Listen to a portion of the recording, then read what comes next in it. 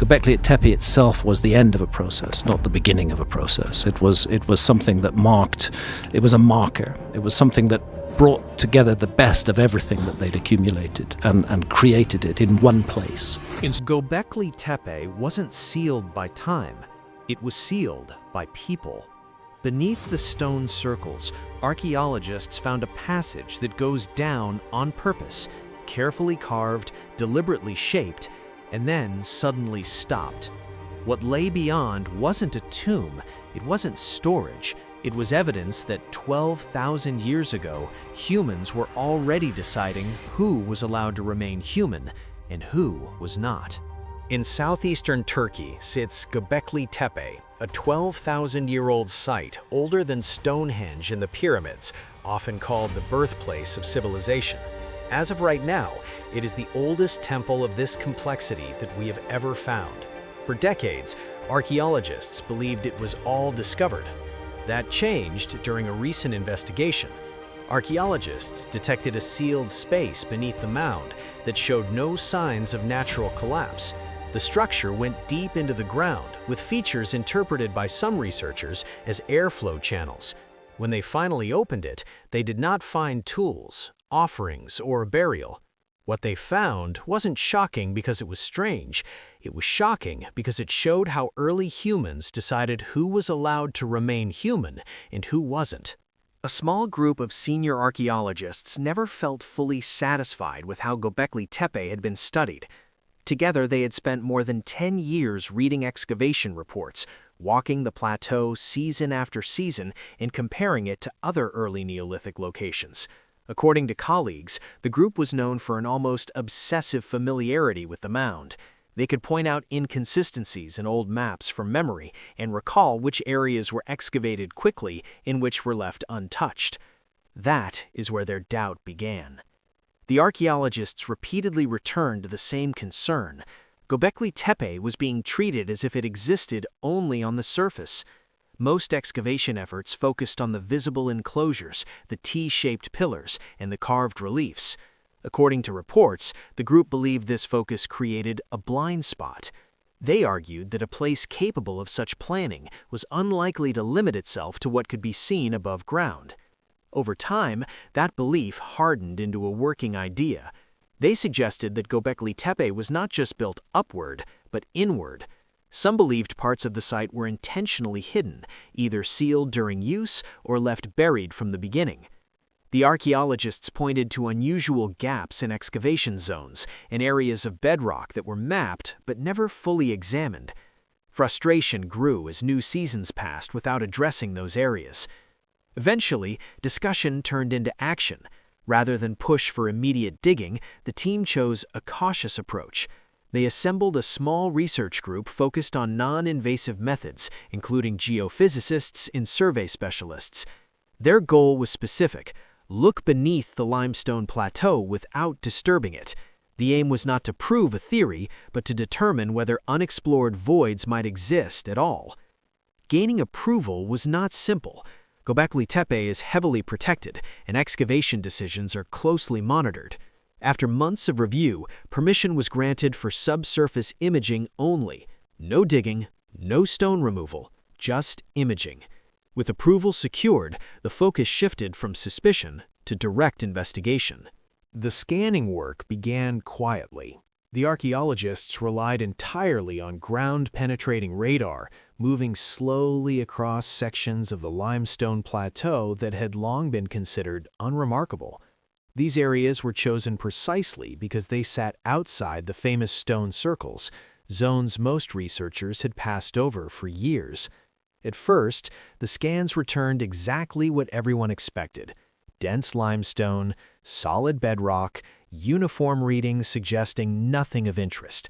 The team documented each pass carefully. The sense of quiet frustration began to settle in. Some team members later admitted they feared the scans would confirm that Göbekli Tepe had already given up everything it had to offer. Then one scan broke the pattern. A section near the edge of the mound showed a disruption in the signal. It was subtle at first, a slight drop in density, a shadow where solid rock should have been. The team paused and recalibrated the equipment, assuming interference. They ran the scan again. The irregularity remained. As additional passes were completed, the shape began to take form. This was not a natural crack or loose soil. The anomaly had defined boundaries. Its depth remained consistent across multiple readings. According to the geophysicists, natural erosion does not create spaces like this in limestone without visible surface damage. None was present. The location added to the concern. The anomaly sat away from the main enclosures, closer to the bedrock edge. It did not match known storage pits or burial shafts. This space appeared wider and contained. According to internal notes, it did not fit any known category the team could reference. To rule out coincidence, scans were repeated from different angles. Each returned the same result, a hollow void with internal structure. The readings suggested walls rather than rough stone. The shape appeared enclosed, not open-ended like a natural cavity. Several team members later described the atmosphere as tense. This was no longer a technical anomaly. It was an intentional space. Another realization followed.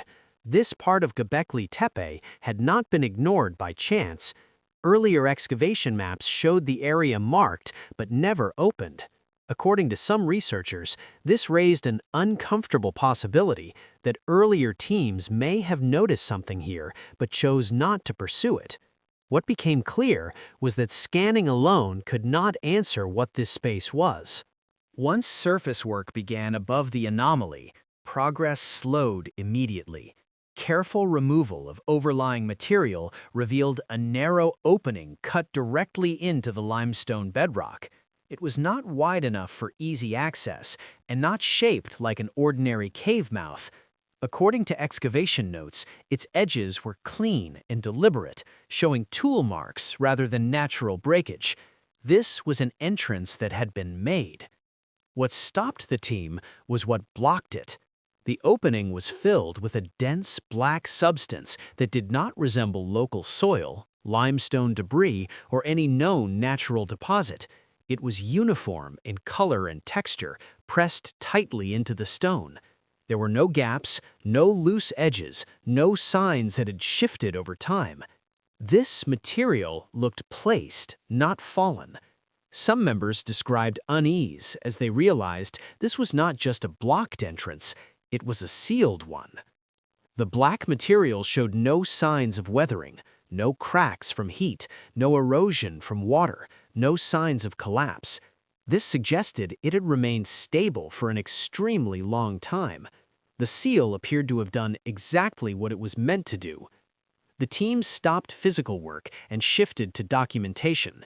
Small samples were sent for laboratory analysis. According to test results, the substance was not a single material, it was a composite. Analysis identified traces of bitumen mixed with ash and organic binders. Bitumen was known in the ancient world, but its use at a site as old as Göbekli Tepe raised serious questions. When combined with ash and organic material, the mixture would harden over time, becoming resistant to water and air. According to some researchers, this kind of compound was often used for waterproofing, preservation, or isolation. Its presence here suggested planning and technical knowledge far beyond what would be expected. What troubled the team most was intent. This was not a casual seal. The mixture appeared designed to last. Some archaeologists believe it was engineered specifically to prevent intrusion. Unverified reports describe debates over why such effort would be invested in closing a space never meant for daily use. Some interpretations suggest the seal was meant to protect what lay inside. Others believe it was meant to contain it. Local accounts added another layer of tension. According to locals familiar with the mount, this section had long been avoided during earlier work, though no official reason was recorded. The decision was made to proceed slowly, documenting every layer. Whatever lay beyond had been deliberately protected for roughly 12,000 years. Once the seal was breached, the first thing the archaeologists noticed was how narrow the space became. The entrance sloped downward into a tight passage cut into the bedrock. Movement was slow and controlled. Only one person could pass at a time. The descent felt intentional, as if the cave was designed to force hesitation. As they moved further in, what stood out most was not what they found, but what they did not. There were no signs of living, no soot on the walls, no ash on the floor, no tools left behind. Even temporary shelters from this period usually leave traces. Here, the absence was complete. The cave showed no evidence that people ever stayed inside it. The walls offered the next clue. Tool marks were visible, but they were controlled and deliberate. The cuts were consistent, suggesting careful shaping rather than hurried excavation. This kind of work takes planning and time. This passage was shaped slowly, with intention. In several places, the limestone surface had been smoothed by hand. This suggested the cave had been entered more than once before it was sealed. What unsettled the team most was how the cave controlled movement. The passage narrowed at specific points, forcing bodies to turn sideways or lower their heads. This felt deliberate. The cave did not invite entry, it restricted it. A few team members later admitted feeling uneasy, though they stressed this reaction was emotional, not evidence-based. According to unverified local accounts, this section had long been avoided, though no official records explain why. This cave was not built for people to live in, gather in, or return to freely. Then, the passage ended. The narrow corridor opened into a larger space, and the atmosphere shifted. The larger chamber did not contain objects, carvings, or markers suggesting ceremony or daily use. Instead, attention shifted to a feature cut into the stone floor. A staircase descended further into the cave. It was narrow but precise.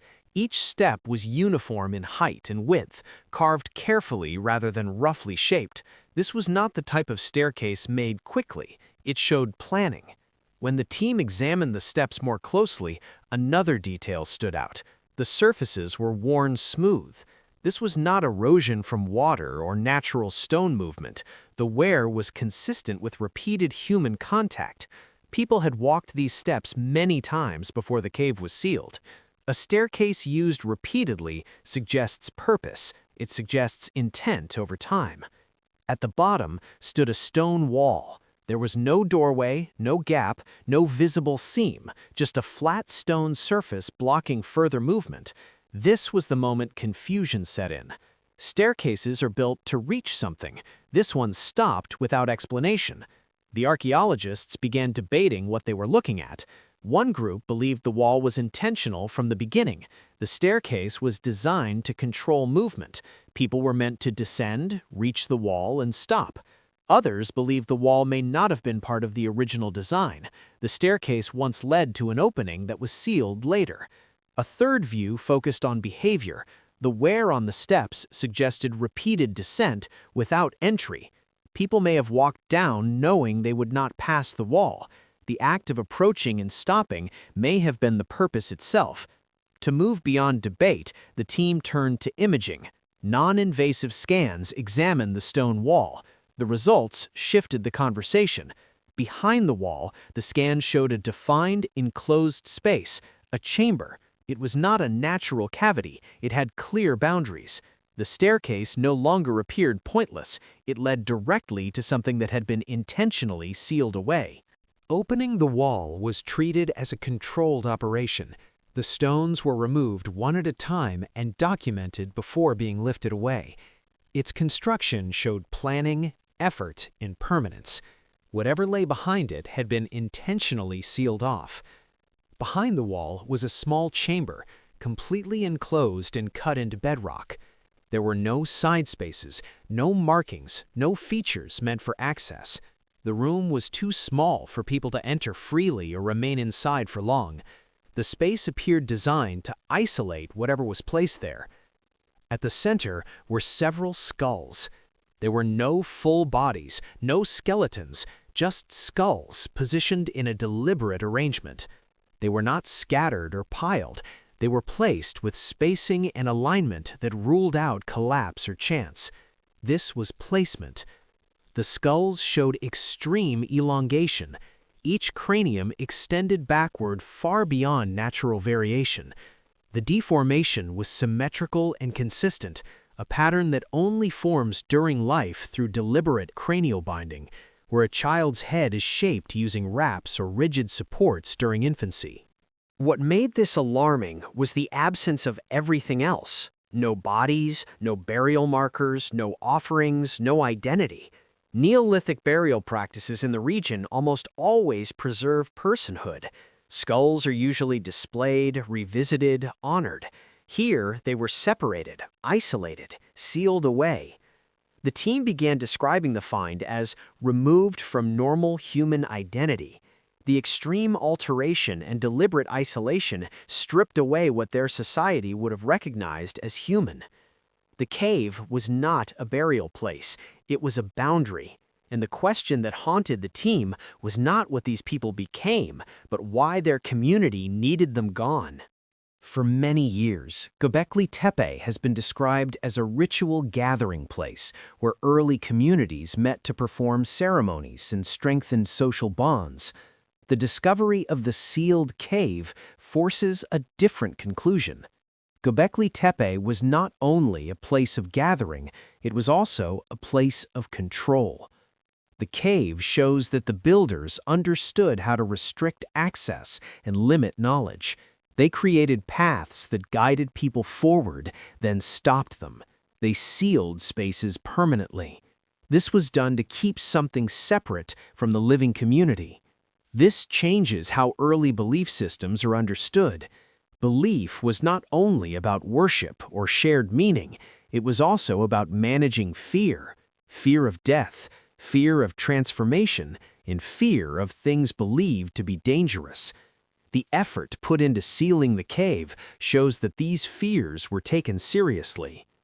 The skulls show that human identity was not fixed. A person could be altered and then treated as socially no longer human. Once that status was removed, the individual could be isolated and sealed away. This was not random violence. It followed rules and decisions made by the group. Belief already functioned as a tool. It shaped behavior, defined boundaries, and enforced order. People learned where they could go and what they were not allowed to approach. The cave taught those rules without words. Because of this, civilization may not have grown only from cooperation and shared labor. It may also have grown from fear and control. Early societies learned that managing belief could hold groups together and prevent disorder. Göbekli Tepe is not simply a temple, it is a marker of a species on the cusp of change, a species learning to use both gathering and separation, both openness and secrecy, to shape what it means to be human.